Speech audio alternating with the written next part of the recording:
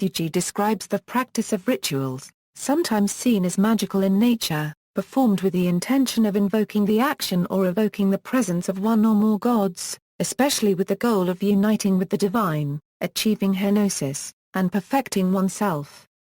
Definitions: Proclus, Theurgy is a power higher than all human wisdom, embracing the blessings of divination, the purifying powers of initiation, and in a word all the operations of divine possession. Keith Thomas, Spiritual magic or Theurgy was based on the idea that one could reach God in an ascent up the scale of creation made possible by a rigorous course of prayer, fasting and devotional preparation. Anne Shepard, Theurgy, the religious magic practiced by the later Neoplatonists, has been commonly regarded as the point at which Neoplatonism degenerates into magic, superstition and irrationalism. A superficial glance at the ancient lives of the Neoplatonists, and in particular at Eusebius' Lives of the Sophists, reveals a group of people interested in animating statues, favored with visions of gods and demons, and skilled in rain-making. Pierre A. Rifford, Theurgy is a type of magic. It consists of a set of magical practices performed to evoke beneficent spirits in order to see them or know them or in order to influence them, for instance by forcing them to animate a statue, to inhabit a human being, or to disclose mysteries. Neoplatonism, Theurgy means divine working. The first recorded use of the term is found in the mid-2nd century Neoplatonist work The Chaldean Oracles, for the Theurgy do not fall under the fate-governed herd. The source of Western Theurgy can be found in the philosophy of late Neoplatonists, especially Iamblichus. In late Neoplatonism, the spiritual universe is regarded as a series of emanations from the One. From the One emanated the divine mind, and in turn from the divine mind emanated the world soul. Neoplatonists insisted that the One is absolutely transcendent, and in the emanations nothing of the higher was lost or transmitted to the lower, which remained unchanged by the lower emanations. Although the Neoplatonists are considered polytheists, they embraced a form of monism. For Plotinus, and Iamblichus teachers Anatolius and Porphyry, the emanations are as follows: Tehen, the One, deity without quality, sometimes called the Good. Nous, mind, the universal consciousness, from which proceeds, Psychor, soul, including both individual and world soul, leading finally to, Physis, nature. Plotinus urged contemplations for those who wished to perform Theurgy, the goal of which was to reunite with the divine. Therefore, his school resembles a school of meditation or contemplation. Iamblichus of Chalcis, a student of Porphyry, taught a more ritualized method of Theurgy that involved invocation and religious, as well as magical, ritual. Iamblichus believed Theurgy was an imitation of the gods, and in his major work, On the Egyptian Mysteries, he described Theurgic observance as ritualized cosmogony that endowed embodied souls with the divine responsibility of creating and preserving the cosmos. Iamblichus' analysis was that the transcendent cannot be grasped with mental contemplation because the transcendent is supra-rational. Theurgy is a series of rituals and operations aimed at recovering the transcendent essence by retracing the divine signatures through the layers of being. Education is important for comprehending the scheme of things as presented by Aristotle, Plato and Pythagoras, but also by the Chaldean oracles. The Theurgist works like with like at the material level, with physical symbols. At the higher level, with mental and purely spiritual practices. Starting with correspondences of the divine and matter, the Theurgist eventually reaches the level where the soul's inner divinity unites with the divine. Emperor Julian, the Emperor Julian the Apostate, embraced Neoplatonic philosophy and worked to replace Christianity with a version of Neoplatonic paganism. Because of his death and the hold mainstream Christianity had over the empire at the time, this was ultimately unsuccessful, but he did produce several works of philosophy and theology, including a popular hymn to the sun.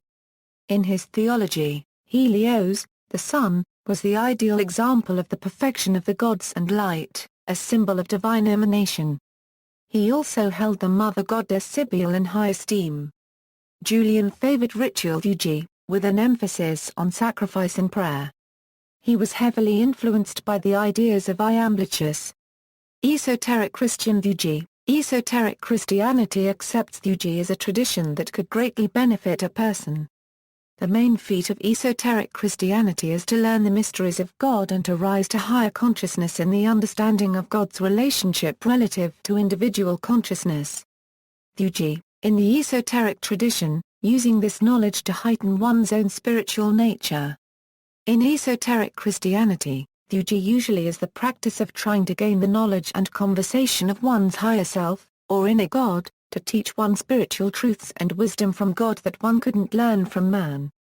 Some branches of esoteric Christianity hold that if an esoteric Christian, Rosicrucian, or Theosophist practices it, he or she could potentially rise to the degree of magus, or adept after a certain level of spiritual attainment.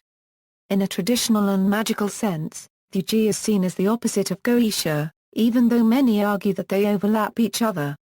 Some organizations, such as the Hermetic Order of the Golden Dawn, claim to teach a type of Theurgy that would help one ascend spiritually as well as understand the true nature of the self and its relation to the divine and the universe. The Golden Dawn has a somewhat significant historical following and influence. While it is held that many Theurgists are usually solitary practitioners and seek the divine light alone through ritual and inner spiritual and psychological equilibration, Theurgy in this Hermetic sense stresses the need for the individual to separate and analyze the individual components that constitute everyday consciousness and reunite them in a way that changes one's personal awareness into a state that understands and partakes in spiritual grace. Jewish Theurgy, following a pattern very similar to the Neoplatonists, the medieval Jewish mystical tradition of Kabbalah developed the concept that the universe is regarded as a series of emanations from the Godhead, namely, the 10 Sephirot. It is said that God created the world using the Sephirot, pouring divinity into creation through these vessels, which also have personality traits. The highest Sephirah, Kether, holds the most divine light and is the least accessible to humanity. The lowest Sephirah, Markuth, is still higher than matter itself, so the parallel with Neoplatonism is not complete, but Markuth is considered that aspect of God that can be perceived in the material world. It is also known as the Shekinah. For the Kabbalist, God is a single oneness, not separate gods. The teaching avoids polytheism by insisting that the Sephirot are not to be prayed to, but rather, to be meditated on and experienced as manifestations of how God acts in the world. They are envisioned as arranged in 3 columns, in a pattern called the Tree of Life. By meditating on the Sephirot and praying for their unification, Kabbalists seek the Theurgic goal of healing a shattered world. For Kabbalists, the Sephirot are as follows: Kether, Chakmah, Binah, Shezd, Jibura, Tifereth, Netzch, Hod, Yesod, and Markuth. See also, Invocation, Chaldean Oracles, Esoteric Christianity, Deity Yoga, Henosis, Iamblichus, Julian the Apostate, Kabbalah, Magi, Magician, Pseudo-Dionysius the Areopagite, Tantra, Thaumaturgy, Theosophy. References. External links: 2 orations of the Emperor Julian, Plotinus Aeneas, Iamblichus Theurgy, or on the Egyptian Mysteries, a modern Theurgic school, ars-theurgica.org, a site devoted to Theurgy.